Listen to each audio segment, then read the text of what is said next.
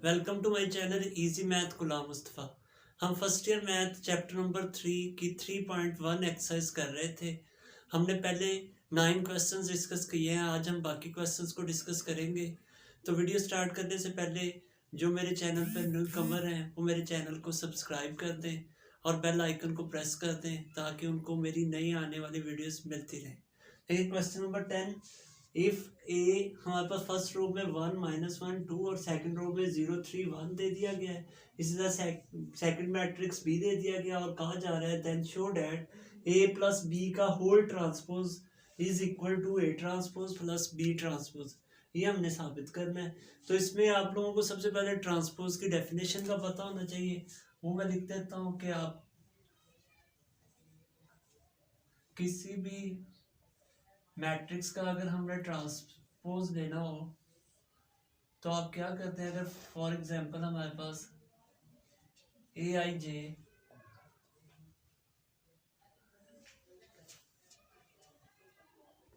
M cross N है तो इसका ट्रांसपोज अगर हम देते हैं तो मैट्रिक्स में हम क्या करते हैं, आई और जे की जगह चेंज हो जाती है।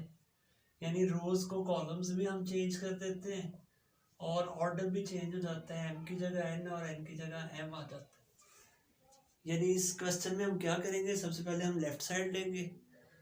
तो देखें लेफ्ट हैंड साइड हमारे पास है ए प्लस बी का होल ट्रांसपोज। तो हम पहले ए प्लस बी करते हैं। ए मैट्रिक्स लिख लें, हमारे पास है 1 -1 2 0 3 1। इसी तरह बी मैट्रिक्स लिखें 2 3 0 1 2 -1। अब इन दोनों मैट्रिक्स को ऐड करेंगे। ऐड करने के बाद इसका ट्रांसपोज ले लेंगे।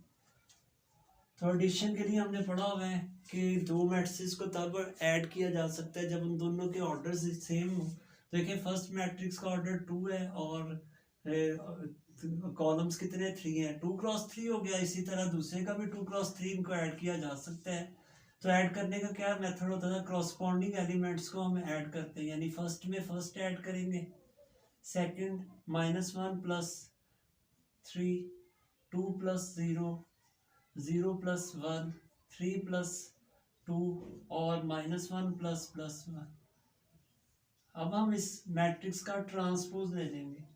अब ट्रांसपोज लेने के 2 मेथड्स हैं कि आप रोज को कॉलम्स में चेंज कर दें चाहे कॉलम्स को रोज में चेंज कर दें। देखें फर्स्ट रो जो है उसको मैं फर्स्ट कॉलम की शक्ल में लिख देता हूँ। इसी तरह जो सेकंड रो है उसको सेकंड कॉलम की शक्ल में हम लिख लेते हैं। तो ये हमारी लेफ्ट हैंड साइड आ गई। अब इसी तरह अब आप क्या करें, राइट हैंड साइड को लें और सॉल्व करें, देखते हैं उसका आंसर ही आता है।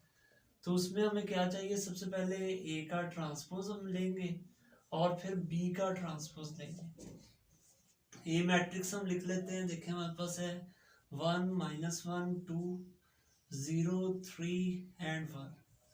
इसी तरह बी मैट्रिक्स हमारे पास है, इसका हम ट्रांसपोज लेंगे 2 3 0 1 2 एंड -1। इसका भी हम ट्रांसपोज लेंगे।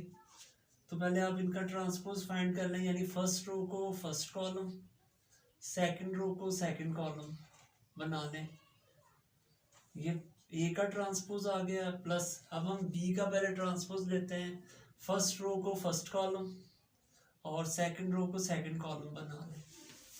अब हमारे पास दोनों मैट्रिक्स के ट्रांसपोज आ चुके हैं। अब हम इन दोनों को ऐड करते हैं तो क्रॉसपॉन्डिंग एलिमेंट ऐड होंगे। यानी अब 1 को 2 में ऐड करें तो ये 3 बन रहा है। 0 को 1 में ऐड कर लें, -1 को 3 में, 3 को 2 में, 2 को 0 में और 1 को -1 में। तो ये हमारी राइट हैंड साइड आ गई। अब आप देखेंगे क्या ये लेफ्ट हैंड साइड के इक्वल है। इसमें देखिए फर्स्ट कॉलम में 3 2 2 है, इधर भी है 1 5 0 और 1 5 0।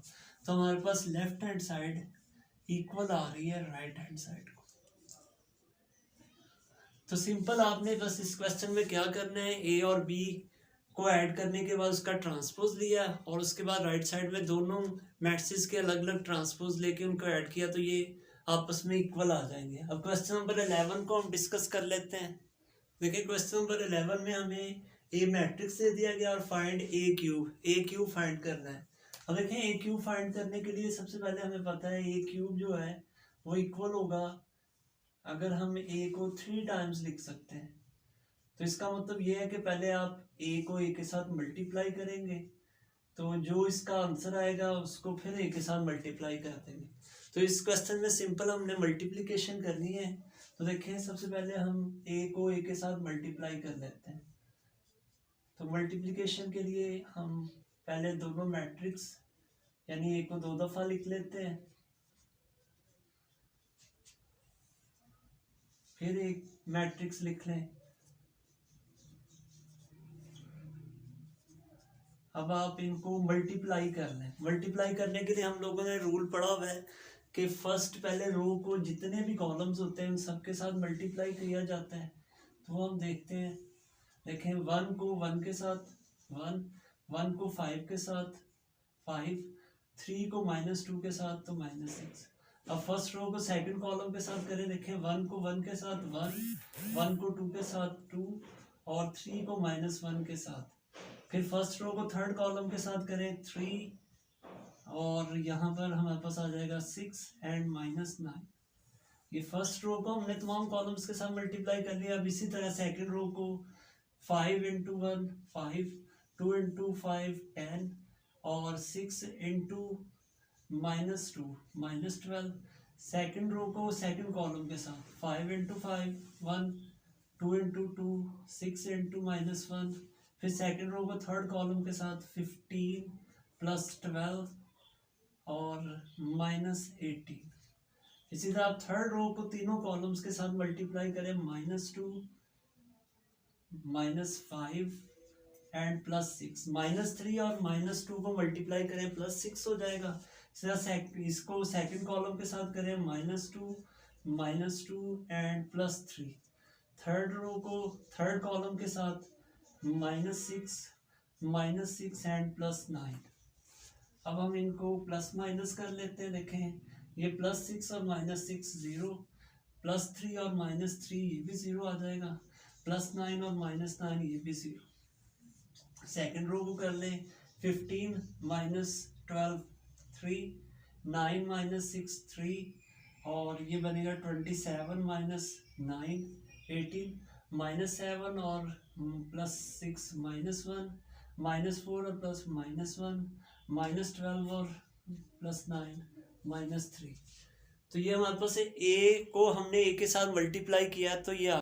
अब हम क्या करेंगे, जो ए को ए के साथ मल्टीप्लाई करने के बाद आंसर है उसको फिर ए के साथ मल्टीप्लाई कर दें तो हमारा रिक्वायर्ड आंसर आ जाएगा, क्योंकि ए क्यूब जो है वो बराबर है ए इंटू ए। तो ए इंटू ए का आंसर हमारे पास क्या है वो यहाँ लिख लेते हैं। वह है हमारे पास 0 0 0 3 3 9 -1 एंड -3।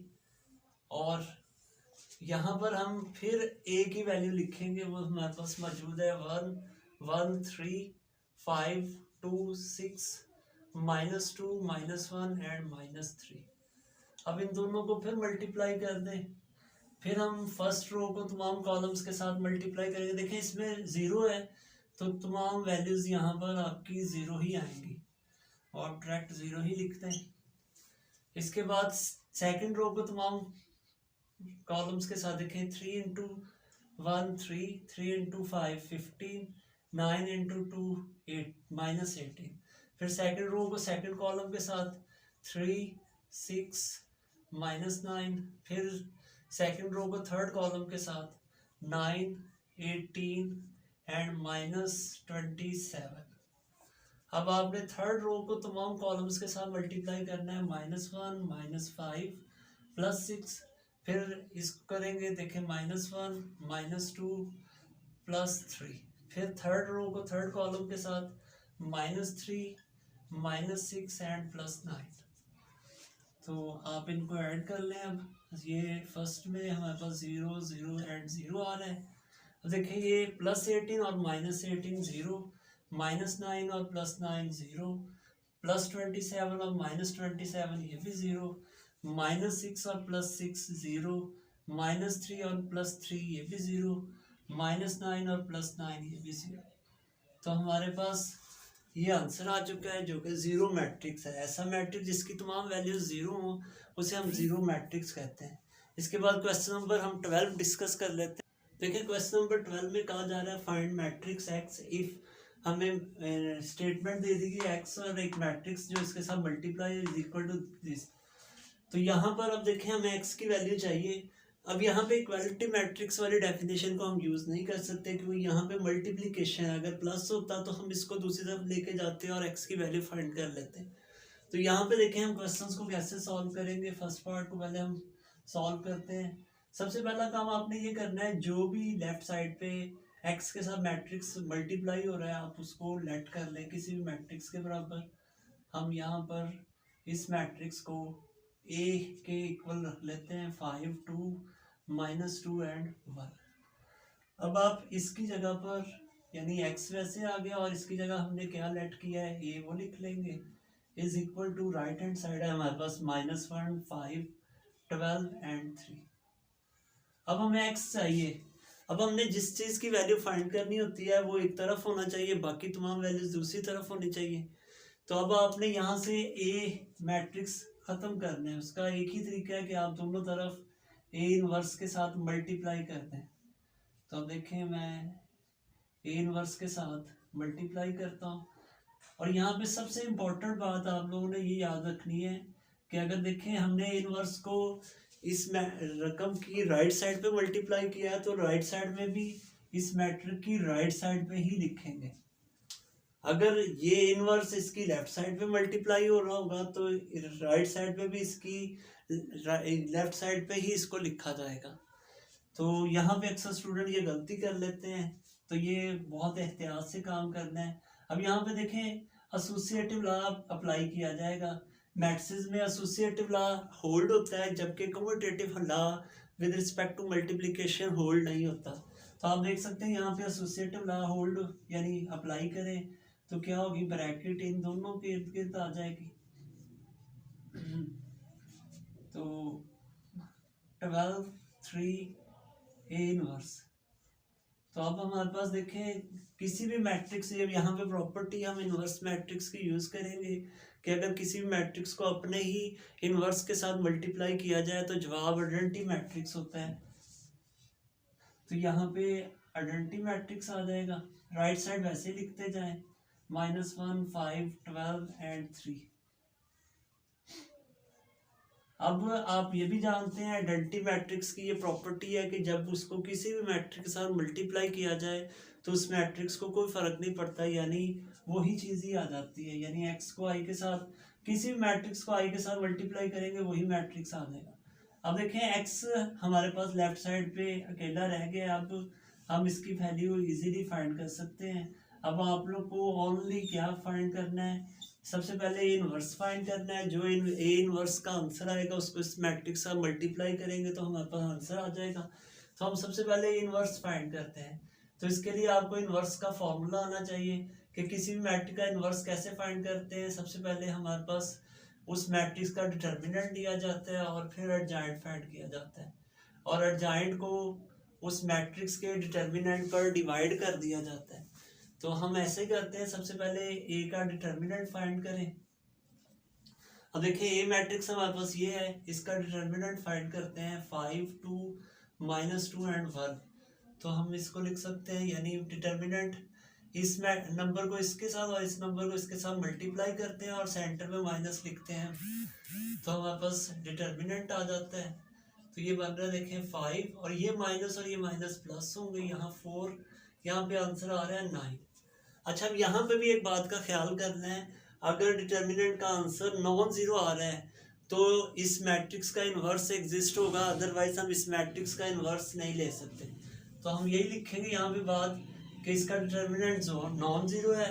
जिस मैट्रिक्स का डिटर्मिनेंट नॉन जीरो वो असल में क्या होता है, नॉन सिंगुलर। और नॉन सिंगुलर मैट्रिक्स के ही इन्वर्स एग्जिस्ट होते हैं, सिंगुलर मैट्रिक्स के इन्वर्स एग्जिस्ट नहीं होते।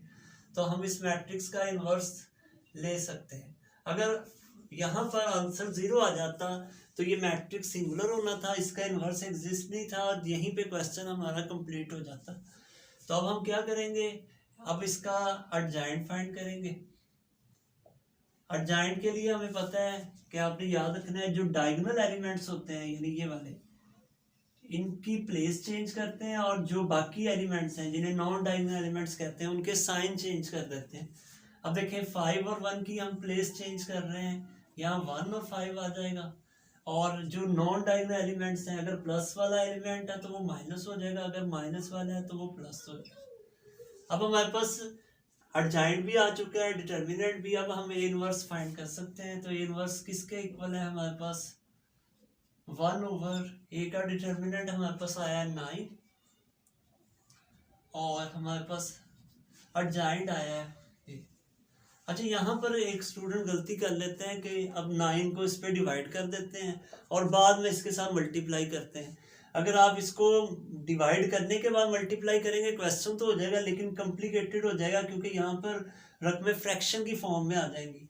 तो इसमें आप सिंपल यहाँ यही कीजिएगा कि यही वाली वैल्यू इधर लिख के पहले मल्टीप्लाई करें, बाद में 9 पे डिवाइड कर लीजिएगा। देखें हम ये वैल्यू इक्वेशन 1 में पुट करते हैं, x इज इक्वल टू, मैं वहाँ पे लिख देता हूँ -1 5 12 3। उसके बाद हमने ये मैट्रिक्स लिखना है, इसका जो 1/9 है वो शुरू में लिख सकते हैं क्योंकि रकमें सारी मल्टीप्लाई हो रही हैं। तो 1 -2 2 और 5, तो 1/9। पहले हम इन दोनों मैट्रिक्स को मल्टीप्लाई करते हैं, जो इसका आंसर आएगा उसको 9 पे डिवाइड कर देंगे। देखें -1 + 1 -1 5 and 2 10 हो जाएगा, -1 और 2 +2 और ये 25। इसी तरह सेकंड रो को करेंगे 12 and 6। इसी तरह फिर इसके साथ करेंगे -24 and +6। तो ये हमारे पास बन रहा है 1/9 9 27 18 और ये हमारे पास बन रहा है -18। अब आप 9 पर इसको डिवाइड कर दें। लेकिन तमाम वैल्यूज को अगर हम 9 पे डिवाइड करें, 9 को 9 पे, 27 को 9 पे, 18 को 9 पे और -18 को 9 पे, तो ये हमारा आंसर आ जाएगा, x की शक्ल में आ चुका है। अब देखें सेकंड पार्ट भी बिल्कुल इसी तरह करेंगे, बस इसमें डिफरेंस ये है कि अब यहाँ पर x लेफ्ट साइड पे था, यहाँ x जो है वो राइट साइड पे है। तो उसको भी हम ट्राई कर लेते हैं। तो इधर फिर हमारे पास आंसर क्या हुआ है, 1 3 2 और -1। तो अब इसी तरह बिल्कुल इस क्वेश्चन को हम ट्राई करते हैं। देखें इसका सेकंड पार्ट जो है, इसमें हम अब देखें x के साथ वाले जो भी मैट्रिक्स है उसको हम लेट कर लेते हैं ए मैट्रिक्स के इक्वल। तो ये हमारे पास है 5 2 -2 and 1। अब ये मैट्रिक्स आ गया है, यहाँ पर x है is equal to, right side पे हमारे पास है 2 1 5 and 10। तो अब हम क्या करेंगे, यहाँ से x की वैल्यू फाइंड करेंगे। तो आपने यहाँ से एक को ख़त्म करना है, तो अब आप फिर दोनों तरफ ए इनवर्स के साथ मल्टीप्लाई करें। अब इस पार्ट में हम क्या कर रहे हैं, इसकी लेफ्ट साइड में मल्टीप्लाई कर रहे हैं। तो इधर भी हमें लेफ्ट साइड पे ही मैट्रिक्स के मल्टीप्लाई करना पड़ेगा। ये मिस्टेक नहीं करनी, असल में इसकी वजह ये, अगर हम इसको राइट साइड, अब आप ये भी कह सकते हैं कि राइट साइड पे लिख दें तो क्या फ़र्क पड़ जाएगा। असल में जो मैट्रिक्स के अंदर कम्यूटेटिव प्रॉपर्टी होल्ड नहीं होती, इसलिए अगर आप जगह चेंज कर देंगे तो क्वेश्चन बिल्कुल गलत हो जाएगा। तो अब देखें ए, इस पे एसोसिएटिव लॉ लगाएंगे, ए इनवर्स को ए के साथ मल्टीप्लाई करेंगे आई आएगा, और आई को जब एक्स के साथ मल्टीप्लाई करेंगे तो ओनली एक्स ही रह जाएगा। अब हम ए इनवर्स फाइंड करेंगे और उसको इस मैट्रिक्स के साथ मल्टीप्लाई कर देंगे तो हमारा आंसर आ जाएगा। ए इनवर्स के लिए आपको पहले भी मैंने बताया, पहले हम ए का डिटर्मिनेंट फाइंड कर लेंगे। तो देखें 5 × 1 - 2 × 2, तो ये हमारे पास आ रहा है 5 + 4 9। तो आप देख सकते हैं ये भी नॉन ज़ीरो है, इसका मतलब ए इनवर्स नॉन सिंगुलर है। तो इसका इनवर्स भी फाइंड किया जा सकता है। यहाँ पे आप लिख सकते हैं ए इज नॉन सिंगुलर। अगर डिटर्मिनेंट 0 आ जाता तो ये सिंगुलर होता और इसका इनवर्स एग्जिस्ट नहीं होना था। अब ये नॉन सिंगुलर है तो इसलिए इसका इन्वर्स जो है एग्जिस्ट है, इसलिए अब हम नेक्स्ट आगे जाएंगे, इसका एडजॉइंट फाइंड कर लें। का एडजॉइंट के लिए मैंने आपको बताया था कि ए का हम क्या करते हैं, अब हम डायगोनल एलिमेंट्स की जगह चेंज करेंगे। तो अब देखें इस मैट्रिक्स के अंदर जो डायगोनल एलिमेंट्स हैं हमारे पास 1 और 5 है, और नॉन डायगोनल एलिमेंट्स के साइन चेंज कर दें, ये -2 होगा और ये +2। तो एडजॉइंट भी आ चुका है, तो ए इनवर्स का हमें पता है फॉर्मूला क्या होता है, 1/a डिटर्मिनेंट एडजॉइंट ऑफ ए। तो ए का डिटर्मिनेंट हमारे पास क्या है 9, और एडजॉइंट हमारे पास आया है 1 -2 and 2 and 5। अब हम इसको इस पे डिवाइड अभी नहीं करेंगे, पहले इसमें वैल्यू पुट कर दें, मल्टीप्लाई करने के बाद डिवाइड करेंगे ताकि कॉम्प्लिकेशन से हम बच जाएं। तो इनवर्स की वैल्यू हम ये पुट कर देते हैं 1 -2 2 and 5। इसी तरह फिर ये 2 1 5 and 10। अब इन दोनों मैट्रिसेस को पहले मल्टीप्लाई कर लें, तो हमारे पास देखें मल्टीप्लाई करने से क्या आंसर बन रहा है, 1 को 2 के साथ 2, -2 को 10 के साथ -10, फिर 1 को 1 के साथ 1, -2 को 10 के साथ -20, 2 को 2 के साथ 4, 5 को 5 के साथ 25, 2 को 2 के साथ और 2 को 5 को 10 के साथ, तो ये 50।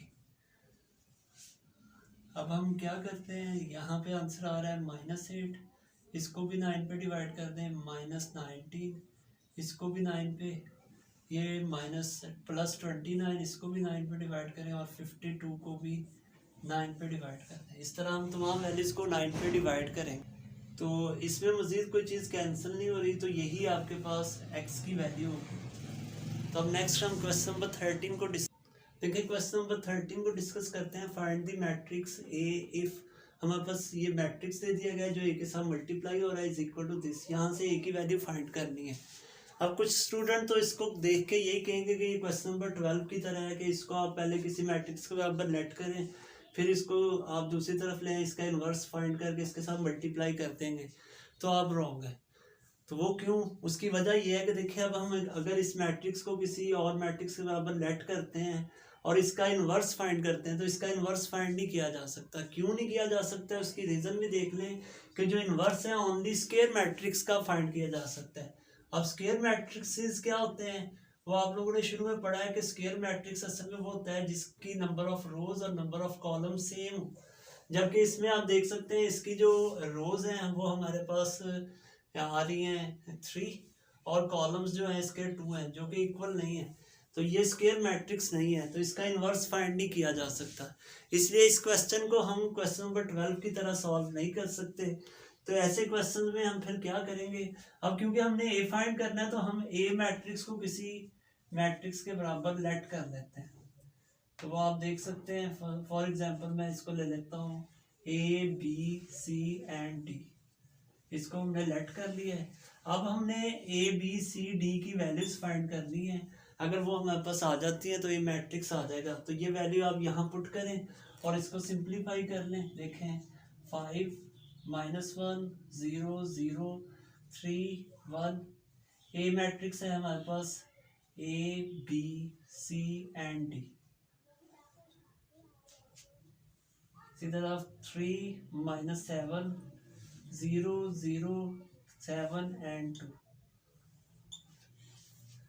अब आप पहले इन दोनों मैट्रिसेस को आपस में मल्टीप्लाई करेंगे। देखें मल्टीप्लिकेशन का वही रूल है, हम फर्स्ट रो को तमाम कॉलम्स के साथ मल्टीप्लाई कर देंगे। 5 को ए के साथ, -1 को सी के साथ, फिर 5 को बी के साथ, और फिर -1 को डी के साथ। इसी तरह आप सेकंड रो को दोनों कॉलम्स के साथ करेंगे, लेकिन इन दोनों में 0 है, इसका मतलब यहाँ पर 0 ही आना है।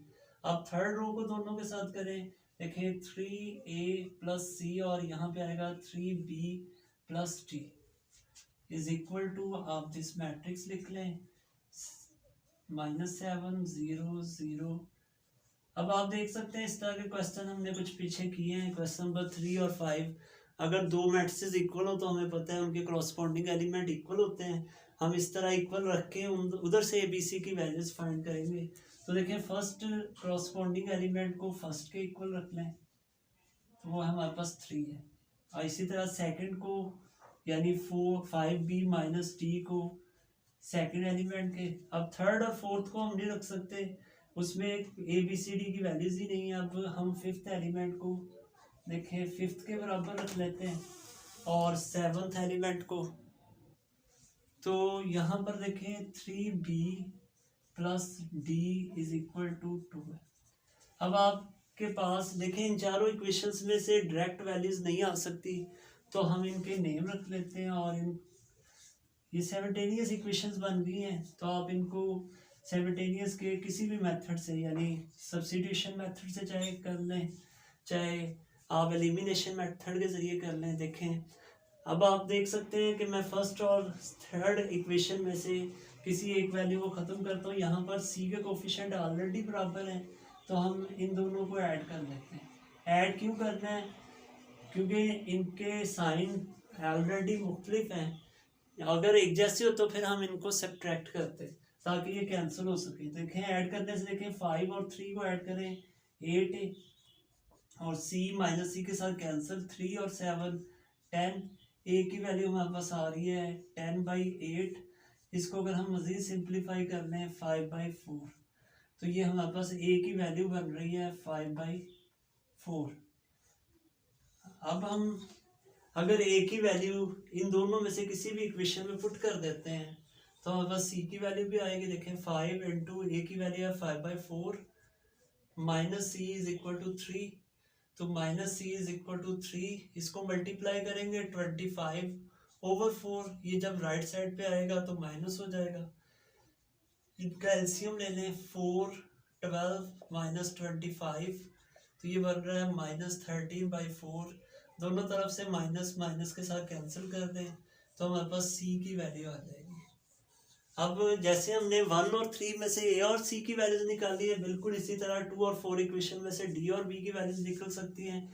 इसमें भी D के कोफिशिएंट ऑलरेडी बराबर हैं, तो हम इनको ऐड कर लेते हैं ताकि D यहाँ से ख़त्म हो जाए और B की वैल्यू मिल जाए। देखिए इनको अगर हम ऐड करते हैं तो क्या बनता है, ये बन जाएगा 8B और D के साथ कैंसिल, यहाँ पे आ रहा है -5।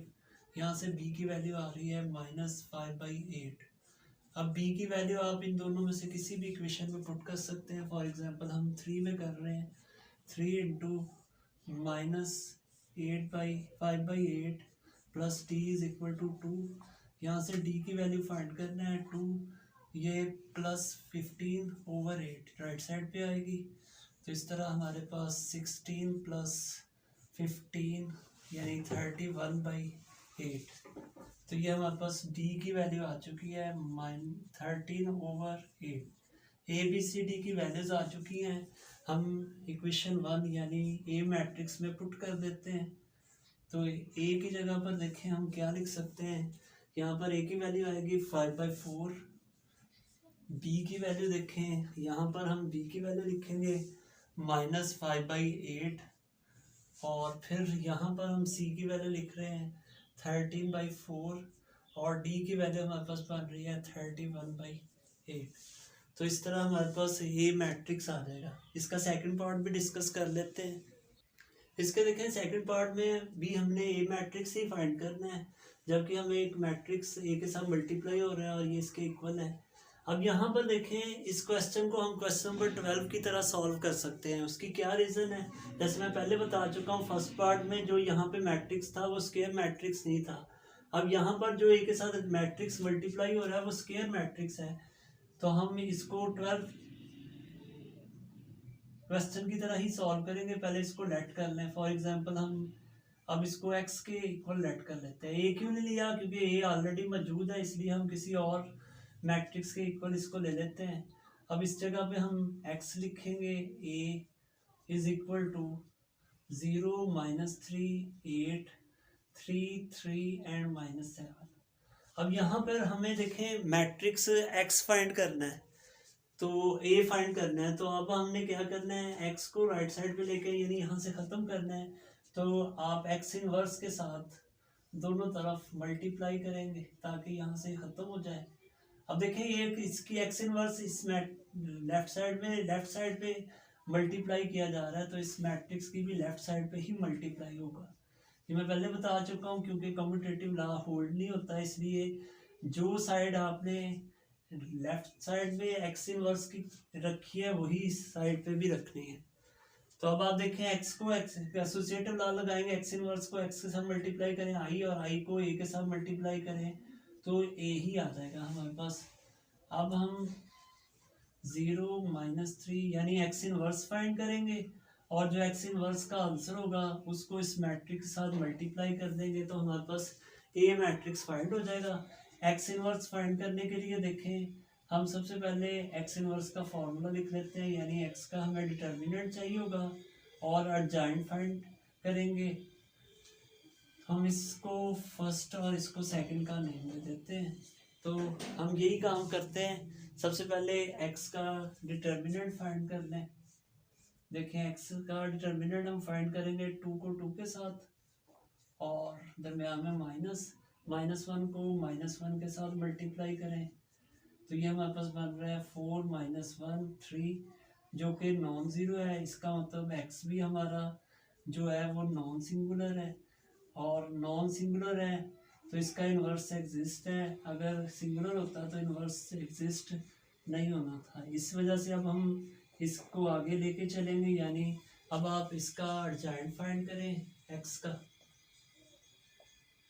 एडजॉइंट कैसे फाइंड करते थे कि डायगोनल एलिमेंट्स की जगह चेंज, तो यहाँ पे 2 2 ही हैं तो यही रहेंगे, और नॉन डायगोनल एलिमेंट्स के साइन चेंज कर दें। अब देखें ये दोनों नेगेटिव थे तो दोनों पॉजिटिव हो गए। अब ये दोनों वैल्यूज हम 2 इक्वेशन में पुट करते हैं, ए एक्स इनवर्स हमारा इक्वल आ जाएगा 1/x का डिटर्मिनेंट हमारे पास आया है 3, और हमारे पास एडजॉइंट ऑफ एक्स की वैल्यू ये आ। अब आपको फिर मैं वही बात बता दूं कि इसको डिवाइड अभी ना करें, पहले हम इसमें पुट करेंगे, मल्टीप्लाई करने के बाद डिवाइड करेंगे, ताकि फ्रैक्शन फॉर्म में जो रकमें बनती हैं वो ना बने और हमारी जो कैलकुलेशन है वो इजी हो जाए। अब देखें एक्स इनवर्स की जगह पर हम ये लिख देते हैं 1/3 2 1 1 एंड 2, और ये हमने एक्स इनवर्स की जगह लिख दिया। आगे यही मैट्रिक्स आ जाएगा 0 -3 8 3 3 -7। तो इन दोनों को आपस में पहले मल्टीप्लाई कर लेते हैं। देखें फर्स्ट रो को सब कॉलम्स के साथ करें, 2 × 0 0 3 × 1 3, फिर फर्स्ट रो को सेकंड कॉलम के साथ -6 + 3, फिर थर्ड कॉलम के साथ इसको मल्टीप्लाई कर लें, तो ये बन रहा है। इसी तरह अब आप सेकंड रो को तमाम कॉलम्स के साथ मल्टीप्लाई करेंगे, और फिर थर्ड कॉलम के साथ इसको मल्टीप्लाई कर लें, तो ये हमारे पास देखें बन रहा है 18 एंड माइनस, तो ये इनको ऐड करें -3, और ये हमारे पास बन रहा है 9 6 3 एंड -6। अब इन तमाम वैल्यूज को 3 पे डिवाइड कर दें। देखें 1 -1 3 2 1 एंड -2, तो ये हमारे पास ए मैट्रिक्स का आंसर आ जाएगा। क्वेश्चन नंबर 14 को डिस्कस करते हैं। देखिए क्वेश्चन नंबर 14 डिस्कस करते हैं। शो डैट हमें 2 मैट्रिसेस की प्रोडक्ट दी गई है, इसको हमने साबित करना है ये I3 के इक्वल आनी चाहिए। तो हम ऐसे करेंगे, लेफ्ट हैंड साइड लेंगे, इन दोनों को मल्टीप्लाई करेंगे, हमारे पास आइडेंटिटी मैट्रिक्स आंसर आना चाहिए। ये देखते हैं, देखिए लेफ्ट हैंड साइड हम सबसे पहले ले लेते हैं और इन दोनों को मल्टीप्लाई करते हैं। मल्टीप्लिकेशन का वही रूल है कि हम फर्स्ट रो को पहले तमाम कॉलम्स के साथ मल्टीप्लाई करेंगे। देखें आर को हम सबसे पहले आर cos फाई को cos फाई के साथ मल्टीप्लाई करें तो ये cos स्क्वायर फाई होगा। इस साइन को हम क्या पढ़ते हैं फाई, ये आप नोट कर लें। अब देखें जीरो को जीरो के साथ जीरो, माइनस आर साइन को माइनस आर साइन, देखें माइनस माइनस यहाँ पे प्लस होगा, आर साइन स्क्वायर फाई आ जाएगा। अब हम फर्स्ट रो को सेकंड कॉलम के साथ जब मल्टीप्लाई करेंगे तो ये तमाम वैल्यूज जीरो हो जाएंगी। इसी तरह फर्स्ट कॉलम रो को थर्ड कॉलम के साथ मल्टीप्लाई करें तो ये R cos phi sine phi और इसी तरह हमारे पास नेक्स्ट आंसर जो आ रहा है वो क्या आएगा हमारे पास, देखें।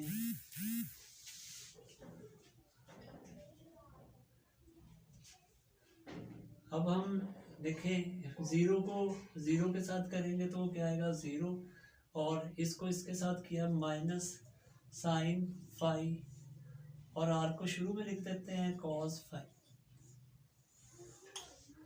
इसी तरह अब आप सेकंड रो को तमाम कॉलम्स के साथ मल्टीप्लाई करके देख लें तो वो क्या बन रहा है, कि जीरो को इसके साथ करेंगे, जीरो आर को जीरो के साथ किया, ये तमाम वैल्यू जीरो आ जाएंगी। फिर हम इस रो को करेंगे, जीरो को जीरो के साथ, आर को वन के साथ, जीरो को जीरो के साथ, फिर सेकंड रो को थर्ड कॉलम के साथ करें तो ये भी तमाम वैल्यूज जीरो ही हो जाएंगी।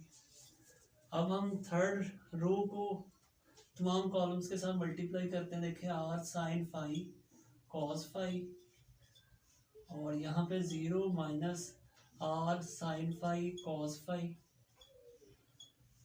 फिर हम थर्ड रो को सेकंड कॉलम के साथ मल्टीप्लाई करें तो ये हमारे पास तमाम वैल्यू जीरो ही आ रही हैं। इसी तरह आप देख सकते हैं कि अगर हम थर्ड रो को थर्ड कॉलम के साथ मल्टीप्लाई करें तो R sine square phi zero and R cos square phi, ये आ जाएगा हमारे पास। अब इन दोनों में से आप कॉमन देखें क्या आ रहा है, आर, अंदर हमारे पास रह जाएगा sine square phi plus cos square phi, वो लिख लें। यहाँ पर इनको ऐड करने से जीरो आंसर बन रहा है। और देखिए ये minus R cos phi sine phi, इधर भी यही है, नेगेटिव और पॉजिटिव आपस में कैंसिल होंगे, यहाँ पर जीरो रह जाएगा, ये भी जीरो आ रहा है, यहाँ पे आर, और इन तीनों को ऐड करने से भी जीरो, यहाँ पर भी नेगेटिव और पॉजिटिव ये जीरो हो जाएंगे, इन तीनों को ऐड किया जीरो, और इन दोनों में से आप कॉमन ले सकते हैं आर, यहाँ पर भी रह जाएगा sine square phi plus cos square phi. अब आप लोगों ने ट्रिग्नोमेट्री में एक फॉर्मूला पढ़ा हुआ है sine square theta plus cos square theta, वो हम यहाँ यूज़ करेंगे। किसके इक्वल होता है, वन के, अगर दरमियान में प्लस हो। तो यहाँ पे भी देखें आपके पास एंगल सेम है, ऊपर स्क्वायर है और दरमियान में प्लस है, तो आप इसकी जगह पे वन लिख सकते हैं। यहाँ पर zero zero zero R zero zero zero, और यहाँ पर भी यही फार्मूला हम यूज़ कर लेते हैं आर इंटू वन। अब आप इस पूरे मैट्रिक्स में देख सकते हैं हमारे पास आर कॉमन आ रहा है, वो कॉमन ले लें, यहाँ पे वन जीरो जीरो जीरो, और हमारे पास यहाँ पर क्या आ रहा है, वन रह जाएगा, जीरो जीरो जीरो और वन। तो हमारे पास देखें ये आर, और ये वाला चीज़ आप देख सकते हैं डायगोनल में वन और नॉन डायगोनल एलिमेंट जीरो, तो ये I3 के इक्वल है, तो यही हमारी राइट हैंड साइड। अच्छा, कुछ बुक्स में राइट साइड पे ओनली R3 लिखा हुआ है, यहाँ पे आर भी आप लिख लें, ये इसकी करेक्ट यानी रकम है, तो ये आंसर हमारे पास आ जाता है। तो आज हमारा जो 3.1 है वो कंप्लीट हो गया है। इंशाल्लाह बहुत जल्द हम 3.2 को भी डिस्कस करेंगे। अगर आप चाहते हैं उसका सलूशन मैं जल्द से जल्द बनाऊँ तो इस वीडियो को लाइक कर दें और कमेंट कर दें। Thank you.